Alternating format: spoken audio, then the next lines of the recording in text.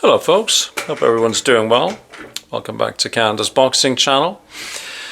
So I saw today, in amongst all the stuff that I've seen today, the numbers that the fighters are getting paid for the Parker and Bakole fight. I saw these numbers published. It might have been TalkSport. It could have been one of the British newspapers. I must confess that I didn't write it down where I saw it. But I think it was TalkSport. Anyhow, I was a little bit surprised, to be honest. I mean, if you'd asked me what they're going to get paid, I would have overestimated what they are actually getting paid. Because, you know, we hear these really enormous numbers talked about when people like Tyson Fury, Anthony Joshua, Alexander Usyk fight. We hear these I was going to say life-changing amounts of money, but they're all life-changing amounts actually. But the generational wealth that's paid to those top names, and so I guess I was assuming, you know, that obviously people like Joe Parker and Martin Bakole are not as well known, not as famous, and all that sort of stuff. But I had thought that with the Saudi largesse and the almost unlimited amount of money they appear to have, that there would have been more money on the table. Well, I was incorrect.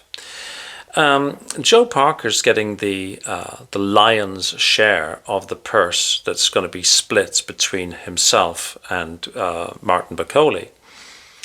And Joe Parker is getting £1.58 million,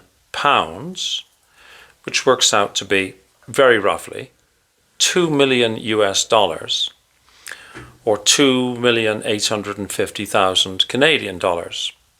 So, absolutely a lot of money, and you know that is life-changing for most of us. I mean, you know, here's me on an old age pension. It's an immense amount of money, right? But it's almost like, well, not really. You know, it's one. I don't know how one is taxed if one earns that money in Saudi Arabia. I would imagine that the revenue services of whatever country you are domiciled in would very much like to have a piece of that. And then from that fee that you've earned, you have to pay for all your training expenses, and you have to hire, you know, your trainer, your strength and conditioning coach, your entourage, which is a word that was first used to describe the folks who followed not Muhammad Ali, but Sugar Ray Robinson. A little bit of boxing trivia for you there. So yeah, it's a substantial amount of money, of course, but it's not as much as I was thinking that you would see Parker getting paid. Well, of course, when we look at Mr. Bakole, then of course the numbers go down quite a bit more, right? You know, he's getting, I believe it's £475,000, which again, a lot of money. I don't know how far that goes in the UK, but it's certainly not an insubstantial amount. 600,000 US, or 853,000 Canadian dollars, which, you know, might buy you an apartment in Vancouver. Maybe, I'm not sure.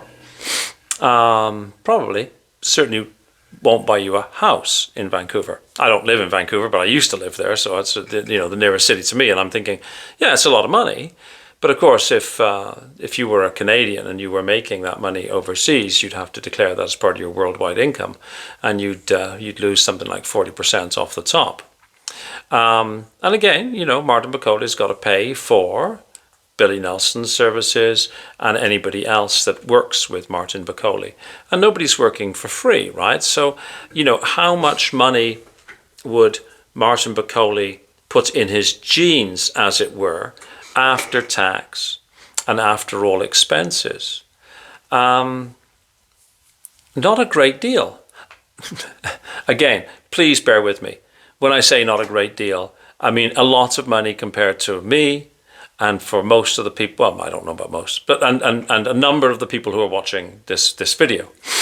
But for some reason, it struck me as a bit on the low side, which again sounds preposterous to say, doesn't it really? But what do you think? Do you think that this split, 1.58 million for Joe Parker and £475,000 for Martin Bakole, does that seem, would you have guessed that? Does it seem a bit on the high side? Or do you, like me, think, oh, I was thinking they would get more than that? Particularly Bakole for some reason. £475,000, after he's paid his tax and his bills and whatnot. I mean, how much do you think he would be left with? I really don't know. I'm asking this question because, I surely don't know, and then, is it worth it? I suppose it is. It must be worth it, otherwise he wouldn't have gone. But, given the Saudi involvement, I was just expecting more. Love to know what you think. Because I'm genuinely asking the question. This isn't me proffering an opinion piece about boxing so much as, hey, I don't know, but if I ask you guys, maybe I'll be better educated about this. Let me know what you think. And that's probably, unless barring any drama, this will be the last one I'll be putting out today. What I plan on doing tomorrow is after each fight, I'll either do a quick little video letting you know what I think, or maybe I'll batch them together. And I will say there might be a little surprise on Sunday. Andy from Andy's Cavern and I are seeing if we can make our time differences work. We're not just across an Atlantic Ocean, we're across a continent of North America. I'm on the west coast of Canada.